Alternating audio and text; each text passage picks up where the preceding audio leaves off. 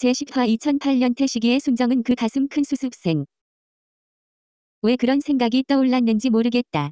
대학 동아리 MT를 가고 있는 이 시점에 왜 3년 전 아스카를 처음 만났던 일이 머릿속에 떠올랐는지 이해할 수 없었다. 유일한 접점을 찾아보자면 지금 내가 피를 흘리고 있다는 것 정도인지도 모른다.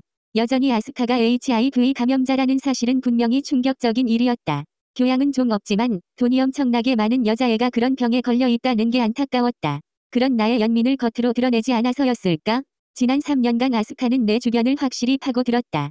아스카는 도저히 친해질 것이라 생각하지 않았던 태식이와 막역지간한 천적이 되어 있었다. 연하와는 친자매보다 친해져 있었다. 나와는 전략적 동반자라고 해야 할지, 상호 보완적인 관계라 해야 할지, 아무튼 잘나가는 사촌 남매 정도로 지내고 있었다.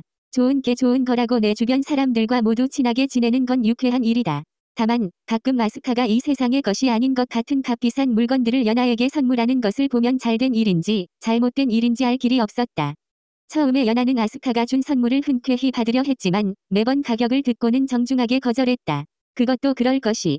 조그마한 속옷 한 세트에 수백만 원씩 하는 거리낌 없이 받을 만큼의 담력을 가진 사람이 연하는 물론 내 주변에는 없었다. 그렇게 연하가 몇 번이고 거절을 했으면 아스카도 포기를 할 만한데 어떻게든 연하에게 좋은 것을 선물하고 싶었는지 포기를 하지 않고 선물 공세를 시도했다. 방금 말했던 그 속옷 세트의 경우 점차 가격을 떨어뜨리며 5만 원대까지 내려 비교적 저렴한 상품을 선물해 보았만 연하가 괜찮다고 웃으며 거절하면서 아스카는 충격을 받았던 것 같다. 내 마음 같아서는 그냥 연하에게 받고 끝냈으면 싶었지만 그게 쉬운 일이 아니었다. 연하도 아스카의 진심을 알지만 화친을 목적으로 돈을 들여 선물하는 것이 썩 달갑지는 않은 모양이었다. 그래서 이 일을 형제인 태식이에게 논의했더니 그 놈은 그걸 자기에게 달란다. 대체 그걸 어디에 쓸 것인지 물어보니 울 엄마 주려고 라며 대책 없는 대답을 해댔다. 물론 엄마가 여전히 고우신 건 알지만 받으시면 민망해 할 것이 틀림없는 모양의 속옷이었기에 그 의견을 기각시켰다. 태식이가 아무리 중마고우라도 이런 문제에서 전혀 도움이 되지 않았다. 그렇게 며칠을 고민하다가 아스카에게 솔직하게 말을 해주었다. 연하에게 비싼 선물을 해주지 않아도 충분히 널 좋아해. 굳이 선물을 하고 싶거든 정성이나 마음이 담긴 뭐 그런 거면 되지 않을까라고 말이다. 그 결과 아스카는 이탈리아에 있는 속옷 장인을 불러다가 자신이 직접 속옷을 만들어버렸다. 그냥 수백만 원짜리 속옷이 더 저렴하게 느껴질 정도로 막대한 자본을 사용해서 말이다. 원하지 않던 과정과 결과를 알고 있는 나는 어쩔 수 없이 그 정성 어린 수제 속옷 세트를 연하에게 선물하는 것에 동의했다. 오늘 MT 때 아스카가 연하에게 깜짝 선물하기 위해 그것을 내 가방에 몰래 숨겨두었다. 아스카에게 내가 선물을 할 거면 자기 가방에 넣어야지 왜 내 가방에 집어넣냐고 물었지만 돌아온 아스카의 대답은 간단했다. 어차피 오빠가 제일 많이 볼 거잖아. 그게 틀린 말은 아닌데 아무 근거도 없는 추론에 불과하다고 반박했지만 기각당했다. 사실 진짜 이유는 따로 있었는데 물리적으로 아스카의 가방에 넣을 공간이 없었다. 그래, 생각해보니 어젯밤에 이것 때문에 아스카와 푸닥거렸던 것과 대바람에 태식에게 홀려서 치과에 가는 바람에 피를 본 것이 3년 전의 일을 떠올리게 한 것인지도 몰랐다. 이런 나의 사색도 곧 끝이 날 것 같았다. 피를 흘리고 있는 나를 두고 나를 걱정하는 사람들끼리 눈앞에서 푸닥거리고 있었기 때문이다. 아무리 생각해도 동아리 MT 날 아침에 치과에 가는 건 잘못된 선택이었다. 태식이 놈의 어떤 유혹에도 빠지지 말았어야 했다. 그것을 꼬집어 말하는 연하의 카랑카랑한 목소리가 산기슭에 울려 펴지고 있었다. 태식아, 너는 꼭 내 남자를 이 지경으로 만들었어야 했니? 이 지경이라니? 남자는 자고로 구강이 청결해야 하는 법이야. 구강 청소는 공중보건의 핵심이라고. 그럼 MT 갔다 와서 그 청소를 하면 되지. 굳이 가는 날 해야 했니? 연아, 내가 모르는 사실이 있어. 뭔데? 오늘이 의료보험으로 스케일링을 받을 수 있는 마지막 날이었다. 어머, 그래? 내일부터는 의료보험공단이 망한다니? 아니, 내일부터는 내년도 보험이 적용되는 거야. 그러니까 올해 받을 수 있는 혜택을 그냥 넘기면 아깝잖아. 그래서 신을 데리고 갔지. 나 잘했지? 아, 마지막이라서 그랬구나. 그럴 수 있지. 그래서 그 가슴 큰 학생도 오늘이 마지막이래? 응, 오늘로 실습이 끝이 아니라 그게 무슨 소리냐? 연아야. 너 그 애가 많이 좋았나 보다.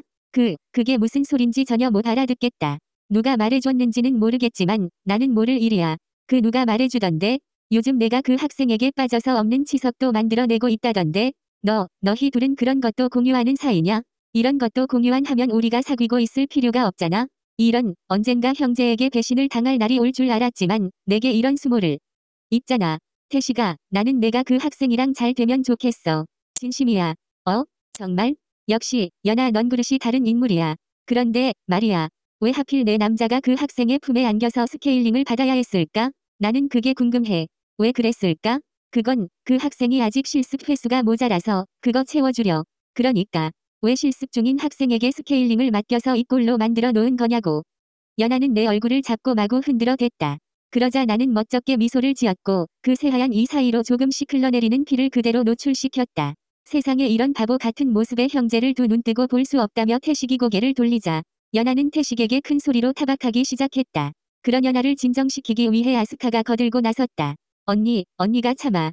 태식 오빠는 원래 생각이 짧은 분이잖아. 으이구, 정말 오늘 사진이나 영상도 많이 찍을 건데 애를 이 꼴로 만들어 놓으면 어떡해. 속상하게. 언니, 너무 속상해 하지마. 포토샵으로 잘 지우면 되잖아. 포토샵이 뭐가 중요해? 지금 당장 속상하잖아. 철없는 태식이도 문제지만 신도 문제야. 신 오빠가 왜? 내가 오랜만에 외출이니까 둘이서 예쁜 사진 많이 찍자고 그렇게 좋아했는데 저 표정으로 웃고 있는 거 좀 봐. 저렇게 잇몸에서 피를 질질 흐르는데 어딜 봐서 예쁜 사진을 찍을 수 있겠어? 언니, 할로윈 파티 때는 돈 주고도 저렇게 분장해. 신 오빠 지금 되게 자연스러워. 아스카, 너, 나 놀리는 거지? 응, 미안, 표가 많이 났지? 이 계집애도 정말. 연아는 사방이 적으로 둘러싸여 있다고 믿어 의심치 않았다. 배알 없는 철부지 도련님에 말리는 게 더 미운 신우이가 만들어내는 앙상블을 보고 실없이 웃고 있는 내 모습까지 사방에 자기 편은 없는 것처럼 연아는 느끼는 것 같았다. 그래서 나는 연아의 오른쪽 팔을 부드럽게 감싸며 말을 걸었다. 연아야, 걱정 마. 몇 시간 지나면 멈춘다고 그랬어. 그 가슴 큰 학생이 그렇게 믿어달래? 믿고 자시고 원래 스케일링을 받고 피가 날 수가 있대. 그래, 피가 날 수 있지. 그런데 잇몸을 그 지경으로 찢어 놓지는 않잖아. 이건 의료사고야. 그건 그 학생이 아직 미숙해서. 야, 신, 그게 더 화가 난다는 말이야. 학생은 병원 소속 아니니? 상처를 이렇게 냈으면 어떻게든 보상을 해주던가 해야지. 미안하다고 말만 하고 끝내면 어떻게 해? 난 그게 더 속상하다는 거야. 속상하게 해서 미안해. 다음에는. 다음은 무슨 다음이야. 다음에 이런 일이 생겨도 넌 괜찮다면서 넘길 거잖아. 내가 널 몰라? 그렇지만 이번에는 큰일도 아니고 그 학생도 미안해서 울더라. 거기다 대고 뭐라고 말할 수도 없잖아. 뭐야, 너 여자애가 울었다고 그냥 넘어간 거야? 태식인 너 다쳤을 때 뭐 했는데? 그 학생을 진정시키며 위로하고 있었지. 이런 팔푼이들. 연아는 자신을 감싸고 있던 내 왼팔을 뒤로 잡아 뺀 뒤 그녀의 오른손으로 나의 왼쪽 등짝을 후려 갈겼다. 그로 인해 조용한 산길에 천둥이 일었다.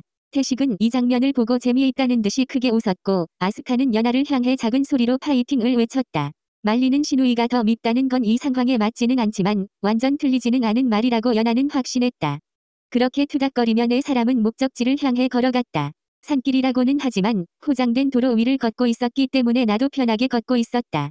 다만 앞뒤로 자동차가 지나갈 때면 태식과 연아가 번갈아 가며 나를 보호해줬다. 특별한 신호가 없더라도 이들은 몸에 배인 습관에 따라 위험 요소를 제거했던 것이다. 이들의 노고를 알기에 언제나 감사할 따름이었다. 세 사람의 표정과 행동을 지켜보던 아스카가 내게 말을 걸었다. 오빠는 좋겠다. 경호원이 둘이나 있으니까. 경호는 무슨, 내가 부족해서 신경 써주는 거지. 부족하다니 무슨 그런 표현을 쓰냐? 그래도 그게 사실이잖아. 이봐요. 선배님, 내가 조직의 수장에 가깝게 있어봐서 아는데 잘 오고 조직의 우두머리는 어떤 일이 있어도 약점이 잡힐 만한 소리를 하면 안 되는 거야. 왜 안 되는데? 주가가 떨어지니까. 언제부터 우리 동아리가 주식회사가 되었냐? 즉, 주가란 게 반드시 주식의 가치를 의미하는 건 아니잖아. 왜, 사람도 마찬가지야. 이 사람, 저 사람, 모든 사람은 각자의 가치가 있는 거라고. 아스카, 갑자기 교양 있는 이야기를 하니까 너의 캐릭터가 변화. 허여, 일단 들어봐. 그러니까 사람의 주가는 이런 식이야. 저기, 태식 오빠의 주가는 80원쯤 하는 거지. 그렇게나 높아? 오빠는 은근히 사람 무시하는 경향이 있어. 태식 오빠가 들으면 섭섭하겠다. 너도 사람 무시하는 건 같잖아. 다르지, 나는 은근히 무시하는 게 아니라 대놓고 무시하는 거야. 그래, 아스카, 물론 너처럼 예쁘고 돈 많고 어리고 돈 많고 여자애인데 돈 많은 사람은 그렇게 해도 되긴 하지만 사회통념상 대학 내에서 선후배의 관계란 건 거기까지 해. 그 선 넘으면 침범이야. 꼰대 침범. 야, 무슨 말을 못하냐. 오빠가 절대적으로 기억해야 할 거는 말이야. 애당초 돈이 많고 많은 사람들은 이렇게 살아도 괜찮아. 나처럼. 그래. 그런 분께서 나와 어울려 주셔서 영광이다. 뭐지? 삐딱하게 들리는데? 태조 이성계가 무학대사와 농담을 나누고 있었어. 먼저 태조가 무학대사에게 돼지로 보인다고 농담을 하자 무학대사는 태조를 보고 부처로 보인다고 했지. 그러자 태조가 농담을 하자 해놓고 왜 그런 소리를 하냐고 묻자 무학대사가 뭘 했는지 알아? 그걸 내가 어떻게 아냐. 전국시대 역사도 다 모르는데. 돼지 눈에는 돼지만 보이고 부처 눈에는 부처만 보입니다라고 했대. 이 오빠 생각하면 할수록 열받네. 그래서 내가 삐딱해서 오빠 말을 삐딱하게 들었다는 거야? 아니라고 부정할 수 없지 아니하지 아니한 것 같아. 야, 나 한국어 능력 시험 6급이야. 그런 걸 못 알아듣는 줄 알아. 아스카의 팔이 크게 원을 그리며 하늘을 향한 뒤 나의 왼쪽 등짝에 내려 꽂혔다. 다시 한번 조용한 산길에 천둥이 일었다. 그 모습을 본 태식이 실실 웃었고 연하는 자신의 남자를 가격한 외간 여자를 크게 꾸짖었다. 아스카. 왜? 뭐? 언니도 봤잖아. 신오빠가 날 놀렸어. 아무리 그래도 그렇지. 같은 곳을 때리면 어떡해? 그건 유감이야. 언니. 다시는 내가 손댄 곳은 건드리지 마. 네, 그럼 언니의 유지를 받들어서 다시 한번. 아스카는 다시 한번 손끝을 하늘을 향해 치켜 세운 뒤 나의 오른쪽 등짝을 향해 내려 꽂았다. 세 번째 천둥이 일고 나서야 나는 몸을 파르르 떨면서 통증을 호소했다. 아무도 내 편을 들어주지 않았지만 말이다. 문득 남자들은 다 알지만 여자들은 잘 모르는 것 중 하나가 떠올랐다. 남자의 몸은 기본적으로 여자의 몸과 대부분 유사한 물질로 구성되어 있다는 점이다. 이 말을 쉽게 풀어보자면 누구라도 맞으면 똑같이 아플 수밖에 없다는 뜻이다. 어찌되었건 이렇게 장애인 폭행 사건이 일단락되고 있었다. 두 여인에 의해 등짝에 붉은색 날개가 돋아나 있던 나는 여전히 잇몸에서 피가 흘렀다. 가해자인 두 여자의 입가에는 미소가 흘렀으며 방관자이자 사건 의원흉인 한 남자는 한 걸음 물러서서 실소를 흘리고 있었다. 그 당시에는 못 느꼈던 것 같은데 시간이 흐른 뒤 이때가 무척 그리울 것 같은 느낌이 들 것 같았다. 실제로 완벽한 하루를 보내던 중이었다. 근심과 걱정이라고는 단 한 톨도 없었으니 말이다. 그때가 모두의 그림자가 작아지기 시작한 점심의 일이었다.